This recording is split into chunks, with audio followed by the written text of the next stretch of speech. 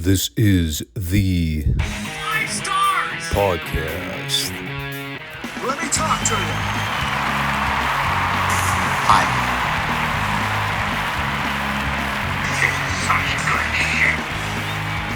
So, what do you guys want to talk about?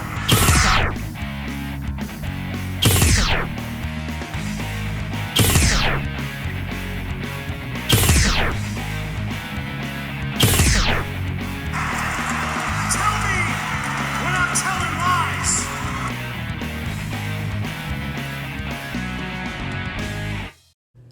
Thanks, guys. Back to you. Well, the comeback episode on Monday was about what I expected. Meaning that the show didn't turn out bad, but viewership took a hit. It's what happens when you leave a channel inactive for a month. Hopefully this one does better. All I can do is keep my fingers crossed. YouTube's still putting the handcuffs on this channel in terms of shadow banning. I've been very effective at it. I'm also expecting a package here in probably about 10 minutes, so if I get startled here recording, it's because somebody pounded on the door. But folks, this is the Five Starr Wrestling Report, the Friday edition. We are back in the flow of things after we left for the month of June. I say we left. It was solely me that left. But we're back, and boy, was it a very uneventful week in the Classic Retro series. Maybe it was a stroke of bad luck, but God, all three of these shows just really didn't have a whole lot going on. I don't know how that'll affect the flow of everything. Normally when the show's boring, I try to make up for it by finding ways to entertain myself just to pass time.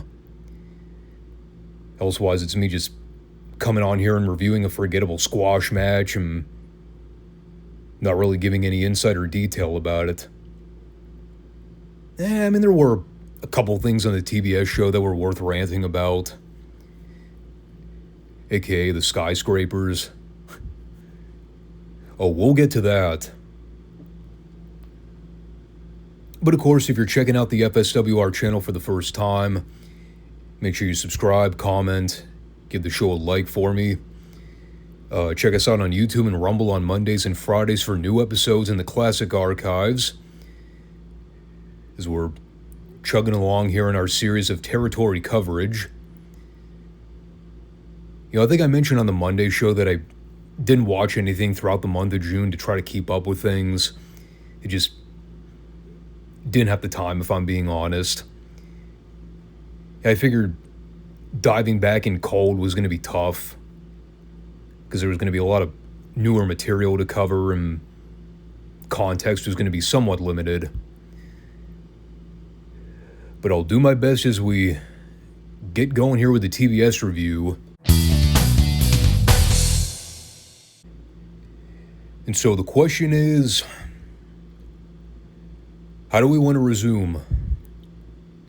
Admittedly, it's probably easier just to pick up with where we are in the timeline, as opposed to doing a crash course recap of all the stuff we missed throughout the last month.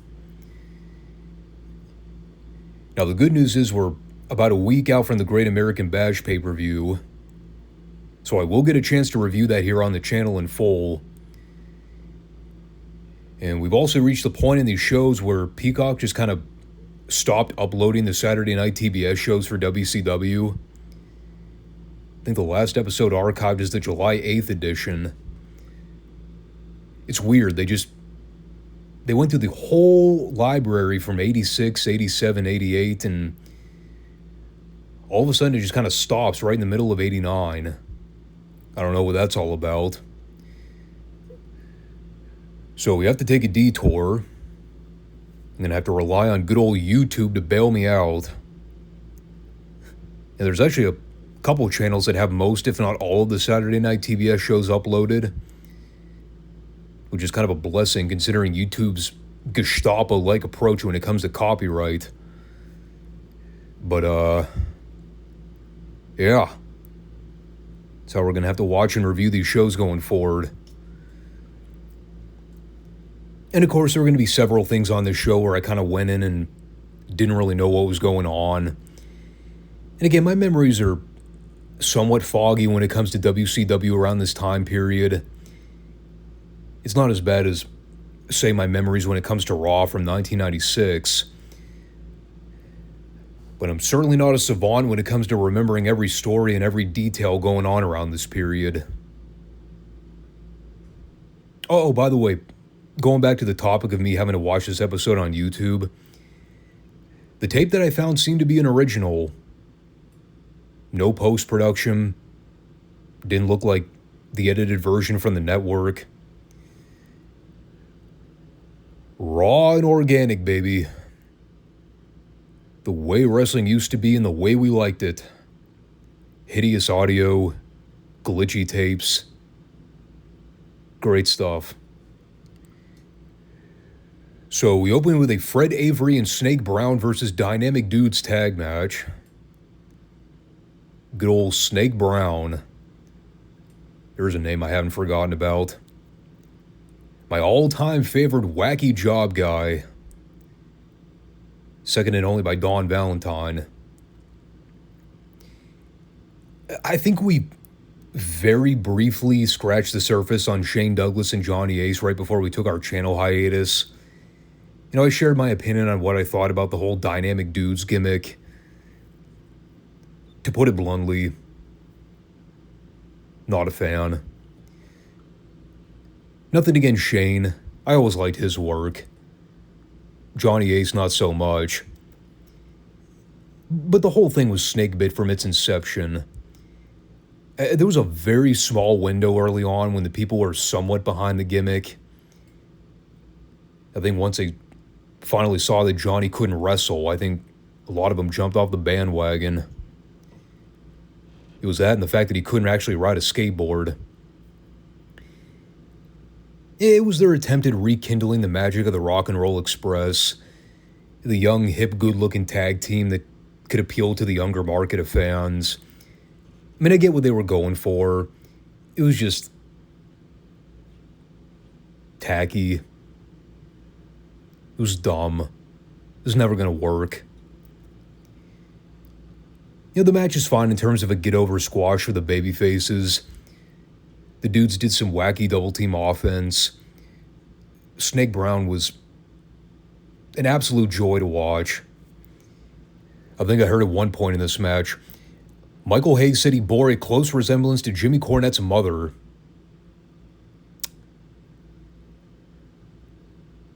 Quite rude. Tell you, man, if anybody claimed that my mother looked like Snake Brown, I'd have started throwing soup bones myself. Anyway, the dudes went over with their wipeout finish, which is basically a slingshot back suplex. It was not very well executed. Wasn't horrendous. Nothing was ever going to top Tully Blanchard's slingshot. And then coming out of that, we were supposed to get a Terry Funk video package where they were highlighting the devastating pile driver. And for whatever reason, it was cut from the feed. So we didn't get to see any of that. Instead, we went back to the ring for Lee Scott and Dwayne Bruce versus the Skyscrapers. Oh, fucking boy. Yes, the dreaded Skyscrapers pairing. You knew we were going to have to talk about them eventually. Sid Vicious and Dan Spivey. You know, I don't even want to demean poor Sid in this equation, because he was just an innocent bystander in this whole fiasco. Fucking Dan Spivey, dude. Guy literally did jack shit when he was a part of the Varsity Club. Couldn't cut a promo. Couldn't work to save his life. Just a complete waste of human space on camera. But Jim Herd loved the guy because he was big and tall. So he was going to push him to the moon regardless of how terrible he was in the ring. Yeah, to say I was not very fond of the Skyscrapers team, that would be understating it. I was a big fan of Sid. That's never changed. I had the same mentality as all the other fans did when it came to Sid. They never reacted to anything Spivey did. But Christ, man, they went ballistic for Sid. You want a textbook example as to just how clueless Jim Herd was? We're about to review a god-awful fucking tag match on that Bash pay-per-view next week. The Skyscrapers versus the Dynamic Dudes. One of the single worst tag matches I've ever seen in my life. It's like everything that could have possibly gone wrong in that match did. The fans booing the shit out of the babyfaces and cheering everything Sid did. Not to mention the match being rotten beyond all hope. Any booker with a clue would take one look at that and say, alright, clearly the Skyscrapers thing is a lost cause. Sid's over. Spivey's not. Let's just push Sid as a singles and tell Spivey to go piss up a rope or pursue another profession. That's what a logical booker would do. Not Jim Herd. Nope. Herd decided to not only keep him on the roster, but he decided to continue to push him.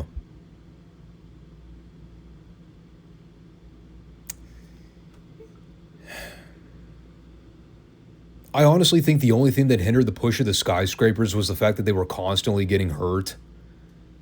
Of course, it's how we wound up getting Mark Callis as an honorary member of the Skyscrapers at one point. I don't even remember who went down. Anyway, now that I've shared my 2-minute rant about the Skyscrapers team, let's talk about their rotten-ass TV match. By the way, Teddy Long is their manager. His rookie year as a wrestling manager on camera, this is what he gets saddled with. Poor guy. That and Norman the Lunatic. What a goddamn rib. So they did a bunch of slow plotting power moves for a couple minutes. Spivey looked like he was gassed out 30 seconds in. They went with a double team jackknife. The whole thing looked like I was watching at half speed. Like I said before, get ready for a classic FSWR rant next week. If you have never seen that Dynamic Dude Skyscrapers match from the Bash pay-per-view, I encourage you to go seek it out now so that you know I'm not exaggerating. It's that bad. I don't know if it meets the criteria for the Wrestling Observer -5 star category, but it certainly doesn't rank any higher than a dud in my book. So then we had Tony Suber versus Dr. Death in a quick squash. God. Man, looking at the year-by-year timeline of Dr. Death's physique, just like dating all the way back to when he first broke in back in '82. I mean, he completely reinvented himself when it came to his training. When he retired from football, God, jacked to the gills, not a shred of fat on the guy. Dude was a beast. Yeah, it's not to say he wasn't a beast when he was carrying all that extra weight. But man, you look at him here in the summer of '89, looks amazing. I mean, he's in there just muscling around Suber like a toddler. Yeah, keep in mind, Tony Suber was not a small guy. He was probably bigger than Dr. Death. They spend a minute or two plugging the War Games match here, since Dr. Death is going to be part of that alongside the Road Warriors and the Midnights. I guess that's also kind of important to mention, since the last time we saw Dr. Death, after the Varsity Club disbanded, they pretty much just turned Williams' face out of the blue with no explanation. I think he might have wrestled Mike Rotunda like once on television just to kind of put that story to closure. But as far as I remember, I don't think there was ever really a kayfabe explanation for how Steve turned face. But, they were trying to build up some more baby faces since they really didn't have a whole lot to work with around this time, at least in terms of top of the card baby faces. So that's how he ended up joining the Midnights and the Road Warriors in War Games. They will be taking on the Samoan SWAT team and the Freebirds, with new honorary Freebird member Jimmy Garvin, which we also missed during our time away. It's weird. I remember bits and pieces of that War Games match. It kind of gets lost in the shuffle over the years. It's just a very weird match. Like, the talent in there is good, but I don't know. That one just never really clicked for me. But it is War Games. And I always like going back and reliving all the classic War Games matches before the WWE sterilized the gimmick and made it an annual thing with weapons and girls. We had a Jim Cornette promo coming out of that previous match. Basically, Corny's chance to plug the tuxedo match with him and Paulie for the Bash. If for anybody that's never listened to Jim talk about that match and the build-up behind it, and he's done long-form discussions on his podcast with Brian, but it's crazy to think that this whole blow-off is like 8 months in the making. Like, dealing with all the fallout from the botched Midnight versus Midnight program, all that stalling and in-between that occurred with the Midnights during the spring, contract renegotiations. It was cool seeing them show the original clips from when Paulie and the original Midnight showed up in November of last year. They did the angle where they beat down Bobby, Sand, and Jimmy on television. Bust open Jim with a telephone where he's gushing blood all over God's green earth. All the stuff in the Starrcade pay-per-view, the Chi-Town Rumble in February. It doesn't seem like that long ago when we were covering all that.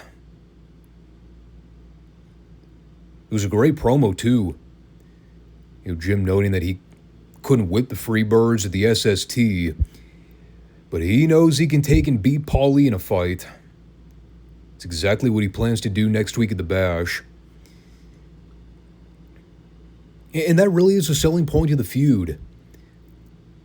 People naturally scoff at the idea of tuxedo matches in wrestling because, their immediate thought is Howard Finkel and Harvey Whippleman in that garbage tuxedo match they had on Raw when it was all done for comedy.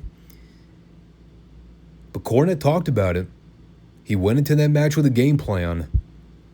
Everybody was expecting shits and giggles comedy. So when they actually saw Cornette and Heyman have a semi-worked fight where they were taking everything seriously, I think it surprised a lot of people, including the boys. Now, it wasn't about seeing the goofy fat managers strip each other down to their underwear. It was about seeing Cornette actually get his revenge on a guy that's been a thorn in his side for almost a full year. And it's what makes me value Jim Cornette to this day as an all-time legend. The fact that he took his craft seriously and never subsided when it came to his work in the ring. On the topic of Paul Heyman, we had a special Danger Zone segment with him and Ric Flair. Paulie was looking very orange for the occasion. He had a reputation for being a little too on board with the makeup crew.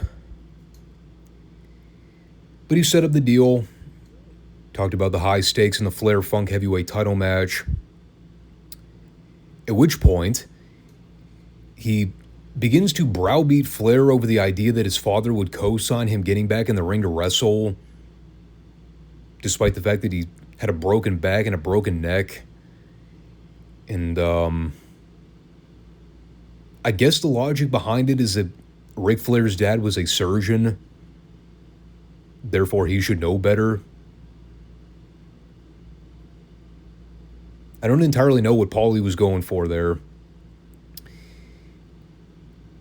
In any case, Flair basically hijacked the segment and renamed the show the Ric Flair Zone. He mentioned that his father taught him a lot of valuable lessons about seizing opportunities. When it comes to the bash on July 23rd, Terry Funk will have the distinct privilege of walking the aisle and being carted out on a stretcher after Flair's done maiming him. It was pretty much the most cut and dry version of a babyface Ric Flair promo you were probably ever going to get. And we all know how badly Flair always wanted to stay heel throughout his career. It was still a good promo. It's always weird when you see Flair acting like a calm, rational human being. It goes against his whole persona. Again, though, just, selling the big main event for the pay-per-view and getting the people stoked to see Flair back in the ring after all that time off. I know it's only been 2 months.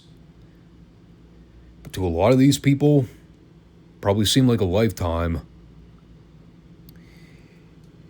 And so that led to our TV main event. Pretty interesting one looking back. It's the Great Muta versus Scott Hall. Some people might not even remember this little blimp on the radar run that Hall had in '89. I think most people are aware of his run a couple years later when he came back and had the run as the Diamond Stud, which was admittedly not a great gimmick. But yeah, Scott was actually in WCW before that. This little brief run in '89. And mainly working underneath matches and being used to put talent over. I can't recall who came up with the idea to bring him in originally. It might have been JR. Because he was big on talent recruitment around this time. And obviously, Scott was still very green by this stage of his career. I mean, he'd only been wrestling for what? A few years? I mean, he had that AWA run, which was probably his biggest claim to fame outside working indies prior. But this was a chance to get him more exposure and, sort of tease that next generation or next crop of big-name talent in the 90s. Not seeing him with the jet black hair was a bit off-putting. That and the Rick Rude-inspired mustache. I forgot he had that at one point. It's not a particularly great match per se. Scott started fucking up a lot of stuff during his comeback at the end. Little case of the happy feet. And the finish saw him try to hoist Muta back into the ring from the apron. Then Muta spat red mist in his eyes and used his wrist tape to choke him out. Directly in front of Nick Patrick, by the way. And he gave Hall a karate chop and pinned him. As we all remember the famous saying from Gary Hart, "When Muta blow the red mist, the shit's on, brother." So Hall must have done something to piss him off. Should be noted, by the way, that the fans are still mostly cheering Muta, despite the fact that he's still a heel. That also hasn't changed in the last several months. Other things that haven't changed. The fact that Gary Hart is still a remarkable promo. He, spent a couple minutes talking about the upcoming Sting Muta TV title match. Talked about the fact that the NWA is allowing Eddie Gilbert to be in Sting's corner. Now, Gary's rationale is that it's being done to prevent a title switch. But two things are evident come the Great American Bash. Number one is Sting losing the TV title. And number two is Ric Flair falling to Terry Funk and losing the World Heavyweight title. To which Hart then pitched to Muta so he could give Sting a warning message. In his message, a throat slash and a thumbs down. I'm sure Sting is trembling in his boots as we speak. It did look cool visually, seeing the red stain on Muta's face. Gave him more of a creepy inflection. The Eddie Gilbert thing kind of threw me off. I don't remember what his involvement was in that match. I remember the finish to it.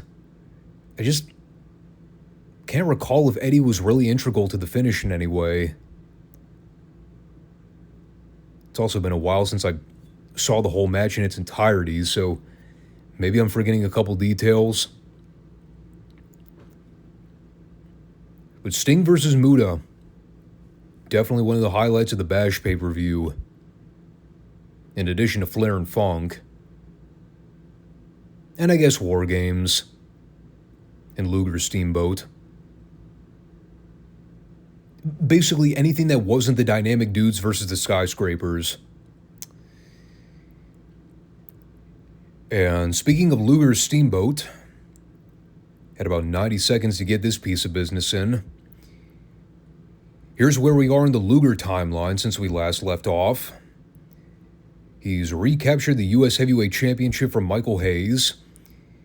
In result, he's also turned heel and made it clear that he's done playing by the rules and doing things the nice guy way. He's obviously been reading Dr. Glover. And we heard from Steamboat apparently that he requested a no DQ match with Luger for the championship. But Luger declined and said that he's the champion. Therefore, he dictates how his title will be defended. This is a direct quote. He has a single-minded purpose in his quest as the U.S. Heavyweight Champ. And that is to solidify himself as the greatest of all time.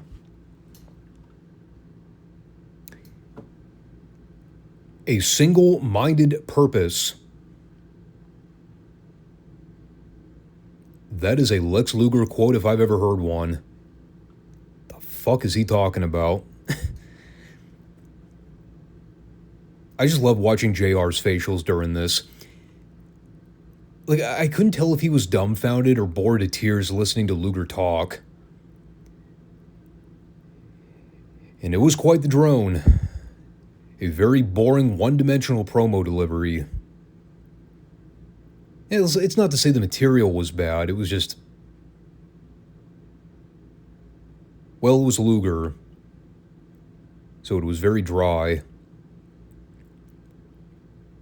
He definitely sounded a lot more natural, though. And admittedly, I think that's why I always kind of enjoyed Luger's work as a heel more so than him as a babyface. I don't know. Luger's babyface runs just seemed artificial. You know, like he was trying way too hard and never really seemed comfortable. Maybe that's just me. Now, I've said before, some of my favorite stuff with Luger is during the dying years of Nitro when he was just out there not giving a shit. Just trying to find ways to entertain himself every week. I mean, that's probably the most natural Luger ever was on camera. Him just not caring and going into business for himself. Some people call it unprofessional, but... I mean, come on, it was WCW in 1999. Most people were phoning it in by that point. And even in this case, you could tell Luger was trying a bit too hard. Like I said, though, I do remember enjoying the Luger-Steamboat match on the pay-per-view. I actually enjoyed the Luger-Steamboat feud.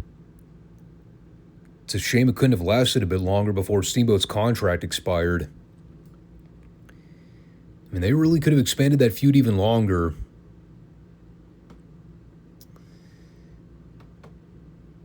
I think overall it's kind of unfortunate that we didn't really get a chance to talk about much of the build to the Great American Bash. But again, I am glad I'll be able to review it, because it is considered one of the better Bash pay-per-views the company ever did. And especially with how dour things are with the product by this period. This event really needed to succeed in order to keep people's hopes up. And there was just so much bad shit going on around this time. Even the core audience had started to dwindle in large numbers. So even though it's not really considered as such, I would argue that the '89 Bash is a very important pay-per-view in WCW's history. We can argue semantics of good versus great. I'm not even debating that. I'm just talking about sheer importance and implication. And again, possibly me just talking out of my ass as a wrestling fan. But that's how I view it. So, getting back to the topic of jumping in with both feet.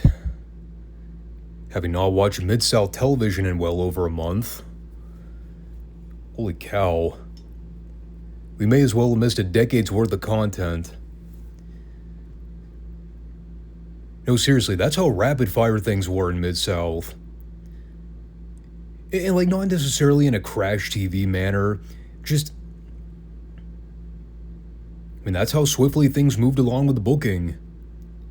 One thing to the next. The last we left things, we were gearing up for the big midnight rock and roll showdown. I think Hercules Hernandez had just broken away from Mr. Wrestling and turned babyface. Ditched the Mr. Wrestling 2 persona just to be himself. Sonny King graced us with his presence, God help us all. Yeah, there was a lot of unsettled material when we last left off. So, naturally going into this week, I was kind of hoping for a bit of a proper recap from Bill Watts and JR. Just to catch me up to speed with all the happenings in the previous couple weeks. Well, leave it to this week for Bill Watts to get completely tongue-tied at the commentary desk, where he flat out says, "Fuck it, there's too much stuff going on. Let's just go to the ring for Boyd Pierce." Thanks, cowboy. I'm now well read up on the current happenings. What we do know now is that Hercules is officially paired with Jim Cornette. And all the while they got some ongoing beef with Hacksaw Duggan and Terry Taylor. By the way, this is a great TV moment. JC took one look at Boyd's outfit this week. Didn't even have to say anything.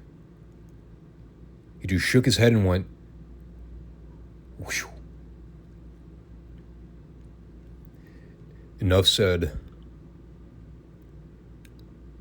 Of course, says the fucking guy in the bright red slacks and white suit jacket.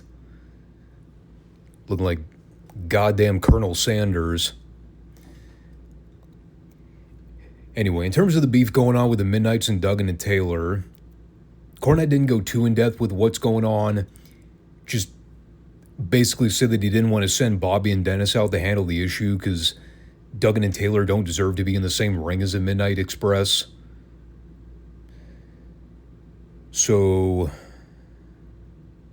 well, kind of explain how we got the opener this week. We saw Dr. Death and Hercules go up against Taylor and Duggan.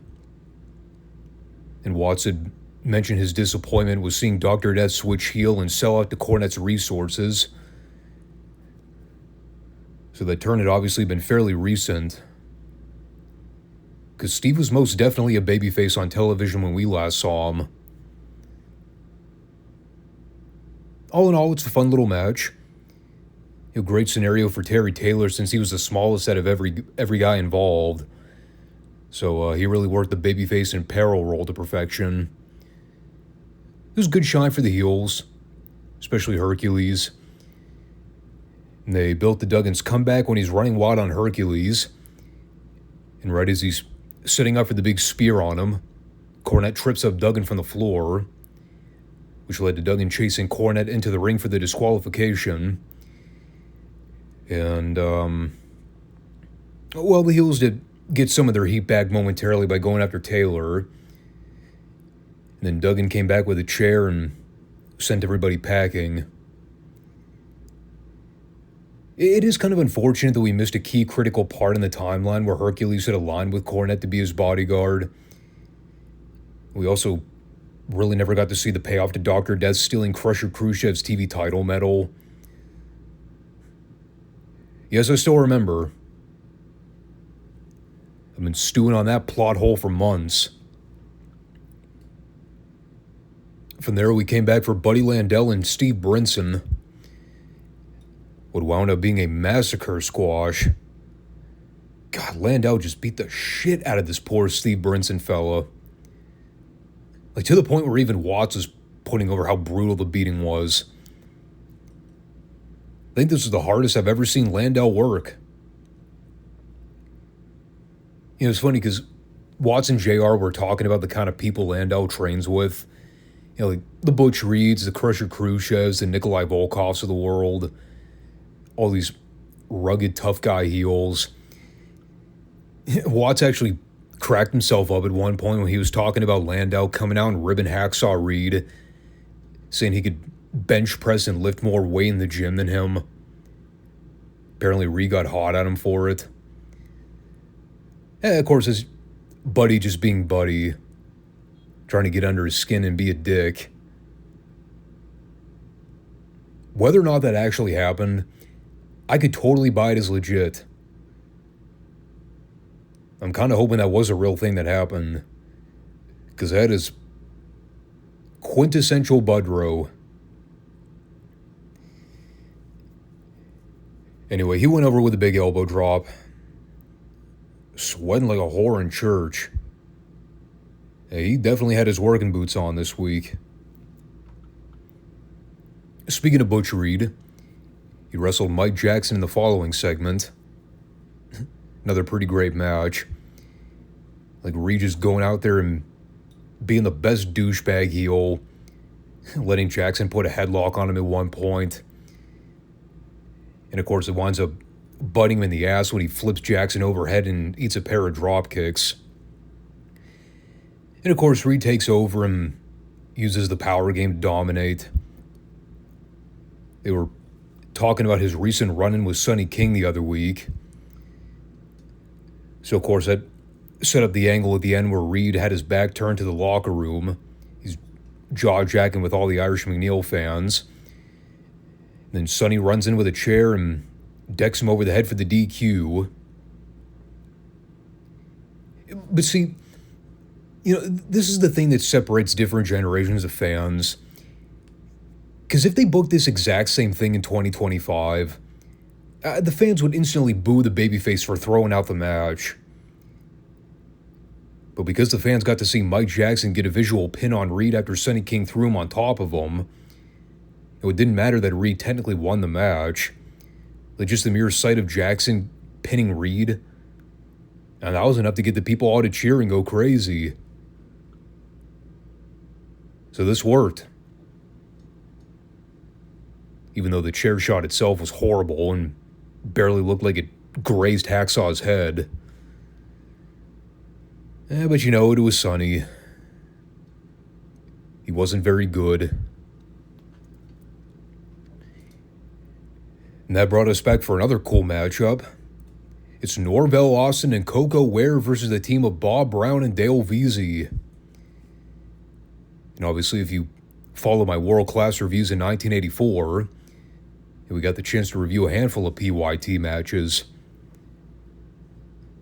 A lot of people might not even remember the fact that they had a brief run in Mid-South around that same time. I mean, they weren't there that long. Of course, in World Class, they were simply known as the Pretty Young Things. Their graphic here actually read, the PYT Express. They also had god-awful Can Network music. I've heard some rinky-dink dub music for some of these classic shows. This might have been peak in terms of just plain bad music. Had a lot of Pornhub techno vibes. Not that I would know that. I'm not a frequent browser. Am I going to keep that in the recording? Of course I am.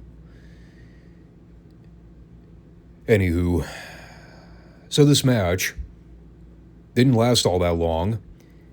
They did about 90 seconds of wrestling until the Midnights hit the ring with leather straps for the DQ.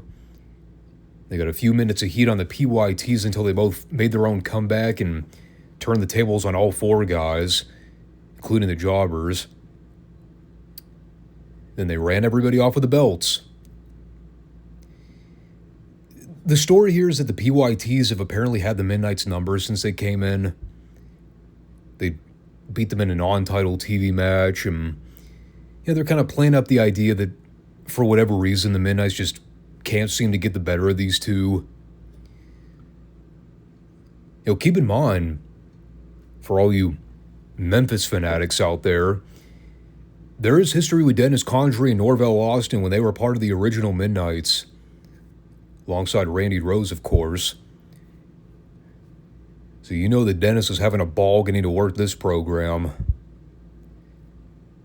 It's always cool when you see those little factoids and see how things connect in the business throughout different regions and different timestamps. So that led to Crusher Khrushchev versus Sonny King. I went in expecting a disaster. It was fine. I mean, it wasn't good, but it wasn't horrible. Did I do a poor enough job explaining that? Or there just wasn't anything particularly exciting that happened. There was a 5-minute long cravat sequence where I think Khrushchev was just trying to run down the clock and prevent Sonny from doing anything offensively. I did like the part where Khrushchev went to throw a kick at Sonny's sternum, and Sonny just kind of fell in a heap like he tripped over a rock. There was no grace to it. Just thwomp. Anyway, Khrushchev missed a diving elbow. Sonny hit a terribly executed backdrop on Khrushchev. And that led to, drum roll please, our third consecutive disqualification on this program. Fourth overall if you count the opener, wherein Hacksaw Reed hit the ring with a chair and tried to lay waste to Sonny. Telling you, man, if you are not a fan of disqualifications in wrestling, do not watch this episode. You've been warned. I love this, though, because they do the deal where Khrushchev tries to restrain Sonny. It is the most comedic timing when Reed goes to hit Sonny with a chair, but Sonny leans over with Khrushchev still hanging on his back so that he eats the brunt of the chair attack. And it's not even like it happened quickly. It was a struggle for Sonny to lean over with Khrushchev on his back. So it just made everybody look goofy. But credit where it's due. The crowd blew a gasket for Sonny when he got the better of the heels. I mean, there was nothing wrong with this segment. It's just, I mean, the DQs were getting a little excessive by this point.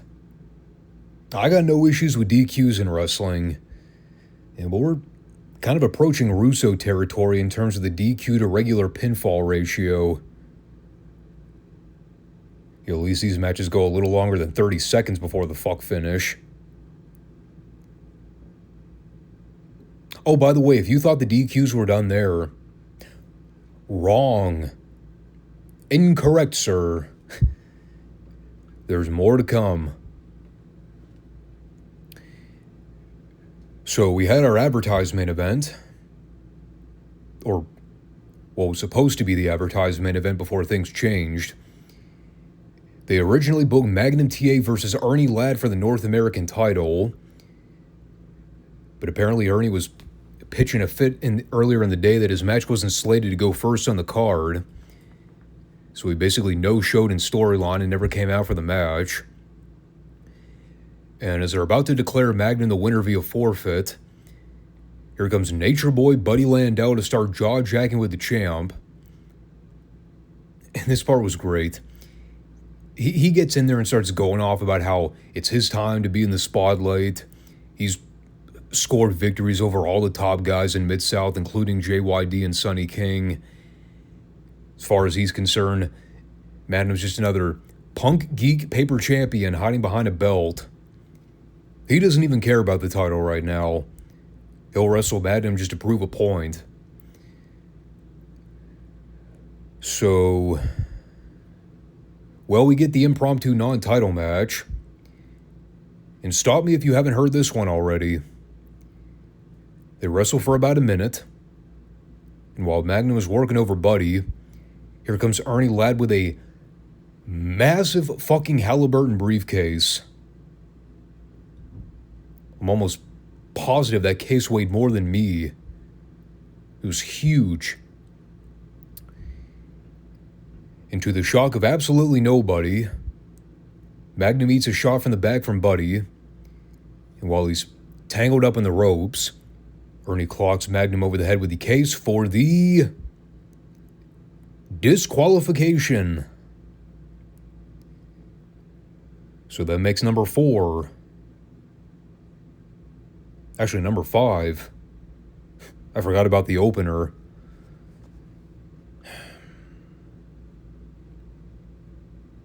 Well, aside from the comments I just made about the overuse of DQs on this show, I'm still not exactly sure what the whole deal was with Ernie being pissed that he didn't get to wrestle first. Why was that so important? Did it really matter where the match was positioned on the card? It's not like it really would have changed Ernie's preparation beforehand. Maybe he wouldn't have been as warmed up at the beginning of the show, but we're kind of splitting hairs. But then he just comes out anyway to fuck Magnum over by hitting him with a briefcase. I don't know, it kind of makes it seem like he never really cared all that much about the North American belt. But maybe I'm overthinking it. Who's going to argue with the big cat? I sure as hell wouldn't. He'd tell me to come sit under the learning tree and spend 5 minutes coming up with ways to call me a piece of shit. And I would probably still shake his hand afterwards. And so with the remaining few minutes of airtime we had, they booked the Fantastics versus Hans Schroeder and Pat Rose.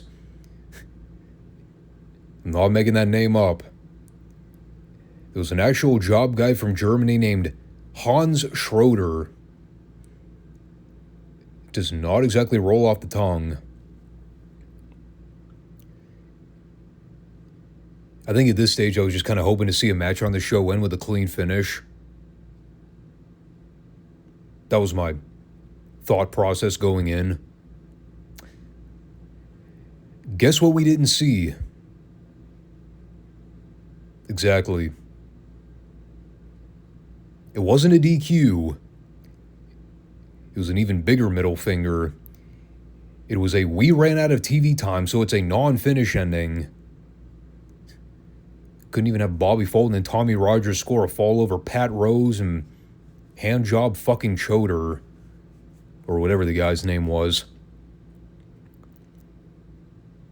And there's really not much to say. I mean, Bobby and Tommy had just come into the territory around this point, so they weren't quite over like the Rock and Roll Express by this point. And Watts was immediately planting the seeds for a future Fantastics versus Midnight feud. Like, he didn't even try to hide that one. but they're about to become a very popular duo. That's pretty much all I got out of the segment, though. It was a very bizarre episode to come back to. I mean, there were still a handful of good things on the show, but God, the over-excessive nature of the disqualification finishes were ridiculous. Buddy was by far the highlight, though. And I've talked about it before, dude. 1984 was peak Buddy Landell. It's when he was the most motivated, the best in-ring shape, the most professional in terms of the way he conducted himself in and out of the ring, to an extent. But he really wanted to prove that he could be a top guy in the territory. We'll just see how things unfold in the coming weeks. I do remember being a little down on Midsouth right before we went away. Like, just the booking overall was not really matching the stuff that we got for the first several months of the year. Like, everything pre-Superdome. Kind of seemed like they were hitting a brick wall with the booking. It's not to say that things are as dire as they were back from the fall of '83, but there were definitely some eye-raising decisions that were made on this episode.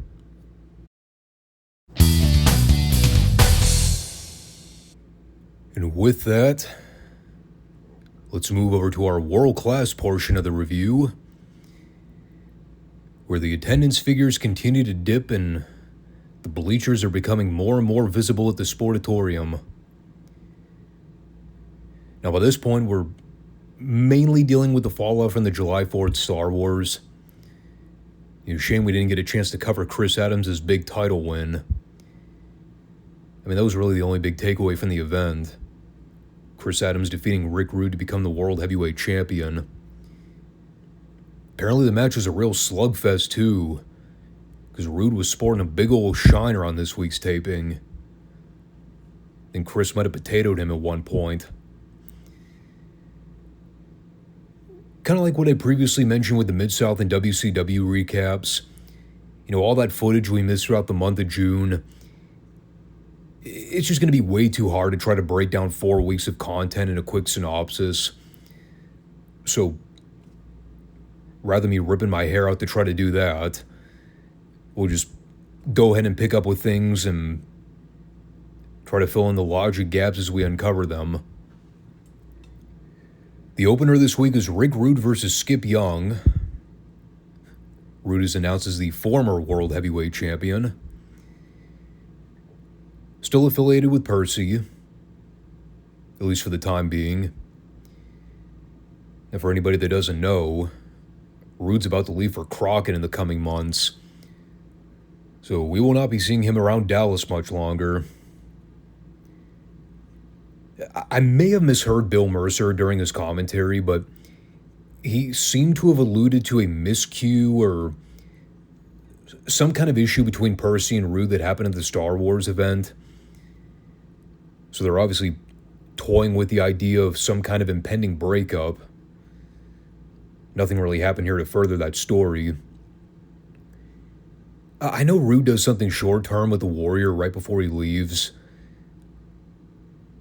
I guess we'll see if and how Percy factors into that. This is mostly just a way to give Rude a bounce-back win. Fine action. Rude controlled the majority of it. Gave Skip a few hope spots during the closing moments, and Rude cut him off and hit the DDT for the pin. Percy's still great, by the way. I don't think I have to echo that talking point again. He was actually back for the following match, which I'll cover in a sec. First, we had a Bruiser Brody promo at ringside.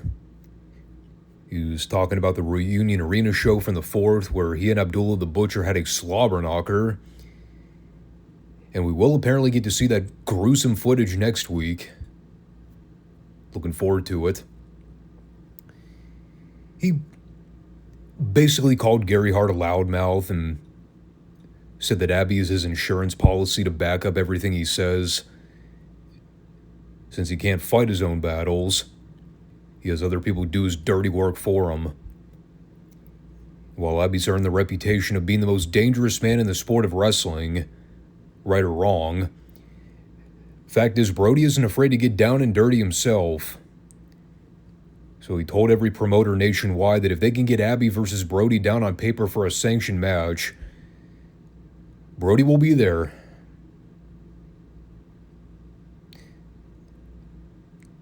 You know, when I look back, this is probably the longest promo I've ever heard Brody cut. I mean, think about it, he really didn't do too many frequent promos. I loved when Mercer called him Bruise for a nickname. Not Bruiser, just Bruise. But getting back to the ring, we had Bruiser in action this week against a man who apparently was the real-life cousin of Percy Pringle. I thought they were ribbing me. I actually had to look it up just to be sure, and a source did confirm. Marcel Pringle from Mobile, Alabama. He was in fact the legitimate cousin of Percy. Unfortunately, I wasn't able to obtain much more information than that. I had zero knowledge of anything about Marcel Pringle. But as soon as Mark Lawrence mentioned him being Percy's cousin, I was like, oh, come on. It has to be a joke. Nope. Turns out that Marcel Pringle actually wrestled for a period of time. He was very active in the Gulf Coast independent scene throughout the 80s and 90s. It's funny, too, because he looked nothing like Percy. Like, I legitimately did not see the family resemblance at all. You know, from the back, especially with the blonde mullet, kind of looked like Eddie Gilbert. Then facially, he was like a cross between Gilbert and Alexander Hammerstone. Christ, there's a name I haven't thought about on this channel in a long-ass time. What the hell ever happened to Hammerstone? God, he was big in MLW when I was reviewing that show a few years ago. What was that group called? Is him, MJF, and somebody else? What do they call it, like the Dynasty or something? It was a cool little group. I can't believe Hammerstone never showed up in AEW or WWE. What a wasted opportunity. So anyway, Marcel Pringle, in the flesh. He was Bruiser's opponent this week. My first time seeing Mr. Marcel in action. I actually thought he was pretty damn entertaining. Physically, he looked like a walking baked potato with arms and legs. But he had good facials. Sold and bumped well for Bruiser. I love listening to Percy cry out Marcel's name in hysterics as he was getting his ass handed to him. He's like a family member calling out a relative on his deathbed. But yeah, he pretty much sold the whole time. Brody beat him from pillar to post. Threw him out to the floor and killed him out there as well. Then he gave Marcel a big boot for the 3. Kind of hoping we see more of Marcel Pringle in underneath matches in World Class. He'll be like the new Jack Victory, where I just look forward every week to seeing him get beat up by somebody. So we did actually get some reunion arena footage this week. Got a short clip of Mike Von Erich's return to the ring, where he, Lance, and Kevin battled Hacksaw, Butch Reed, Tim Brooks, and Matt Bourne in a 6-man for the titles. They were very selective with the actual footage they showed of Mike.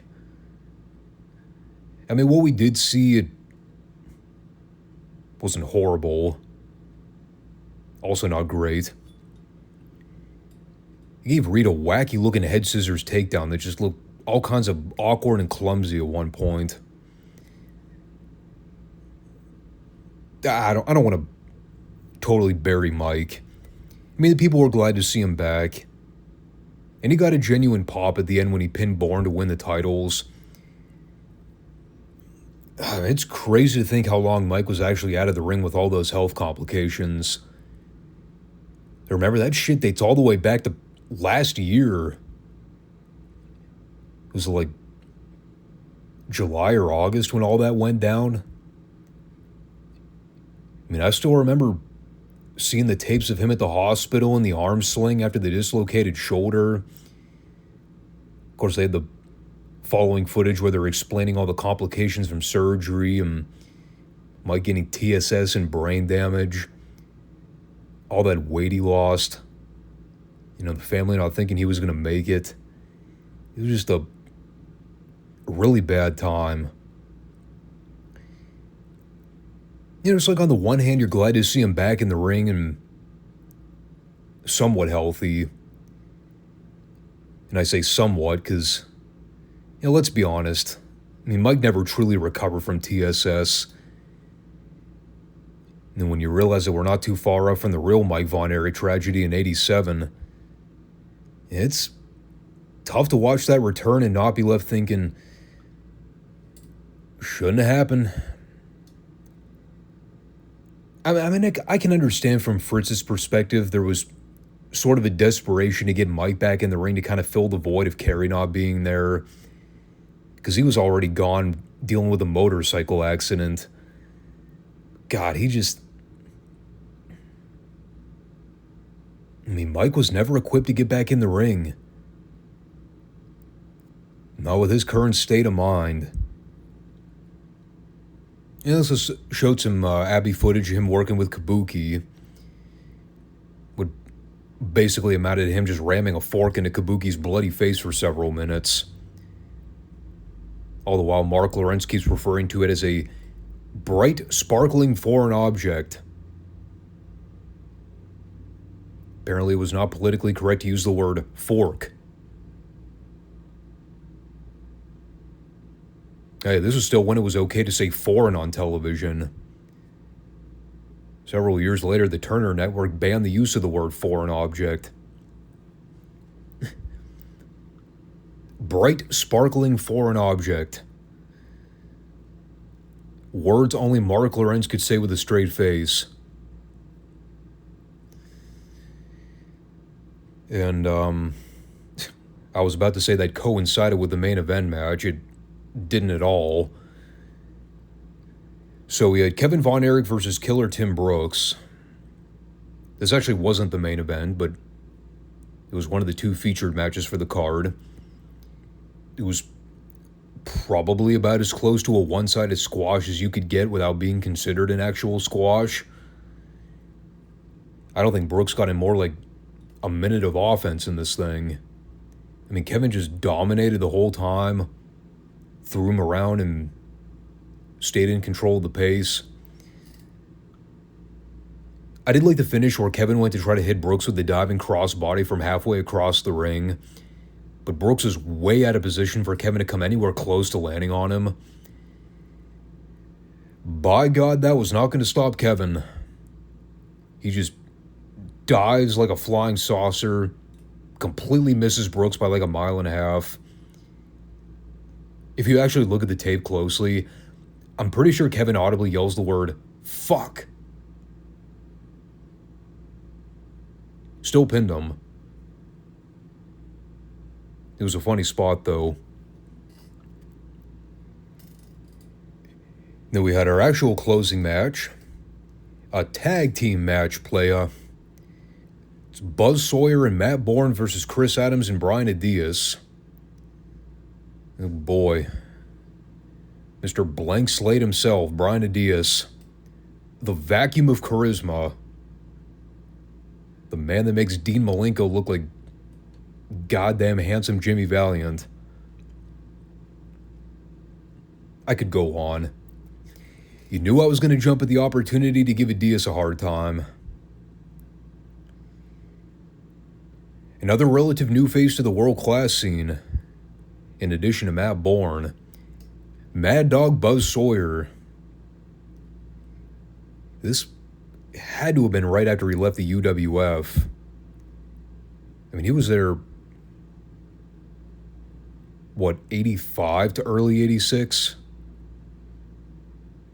God, him and Dick Slater were so great together. There's a lot you could say about Buzz Sawyer, man.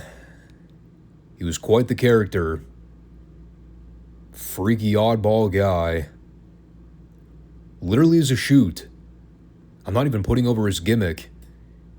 I mean, his gimmick was the real version of what you saw with Buzz Sawyer on camera. Guy was fucking nuts. And, you know, it had its fallbacks in terms of his longevity in the business. How old was Buzz when he died? It was like 31, 32. I know his career wasn't long. I think the first footage I recall seeing of him was when he came into WCW in '89 as a part of Gary Hart's stable. Oh, what the hell was that group called? Oh, I can't even think of it offhand. It was him, Muda, Slater.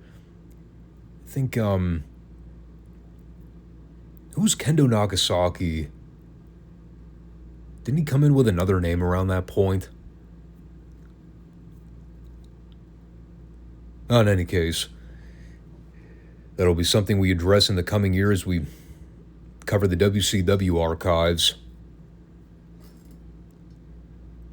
This is a damn good tag match, all things considered. I mean, I know the Sportatorium wasn't air conditioned. We're in the middle of a hot summer period where it had to have been somewhere in the high 90s, maybe early hundreds in terms of humidity in that fucking building. God, these guys look like they just walked out of a steam room by the time this match was over. Just puddles of sweat stained all over the ring mat. They worked hard, though. Great back and forth action. The heels got a chance to work over Adams in the middle to build to an Adias comeback. And as things broke down at the finish, it actually kind of turned into a Mid-South cluster where you had like a billion different things going on. At some point, Bronco Lubitsch got bumped, and I didn't even see how he went down. But of course, that was done so Bourne could clock Adias when he had Sawyer rolled up. Then Sawyer stacked him up by the tights and got the 3. Kind of a weird ending, though, where, you know, Chris Adams is like 10 feet away watching. I mean, he very easily could have gone over to break up the pin attempt. But instead he had to pretend like he was too exhausted to get there in time. Or maybe it's a storyline rationale. I mean, I know that Adias ends up turning heel later on and does the feud with Von Erichs. Maybe this was kind of a way to get that on everybody's radar. I'm probably overthinking it. But yeah, all 4 guys are great. You know, as flawed as guys like Matt Bourne and Buzz Sawyer were when it came to their personal lives, they could work. It actually kind of got me thinking about future autobiographies in those Dark Side of the Ring series. You know, they did one on Matt Bourne a few years ago that I thought was pretty good. Kind of surprised they haven't done Buzz Sawyer yet. It'd be kind of interesting to see a documentary done on him, because, I mean, while yes, his career was not very long, there's still a decent amount of footage of him out there, and a lot of talking heads that I think could really do a good job telling his story. So get on that. Right to the Vice TV execs. Let's get a conversation going about doing an episode on Mad Dog Buzz Sawyer.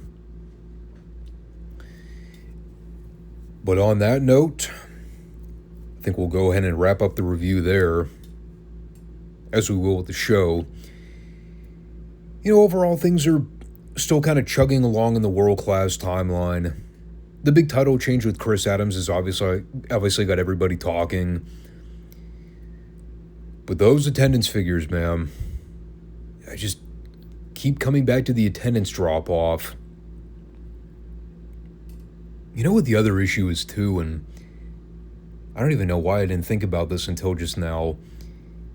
You know, we are still dealing with a fallout to the blow-up between Ken Mantell and Fritz earlier in the year, where Ken got sideways with Fritz about not wanting to book major events outside of Dallas, which of course led to Ken leaving to go book for Watts in the UWF.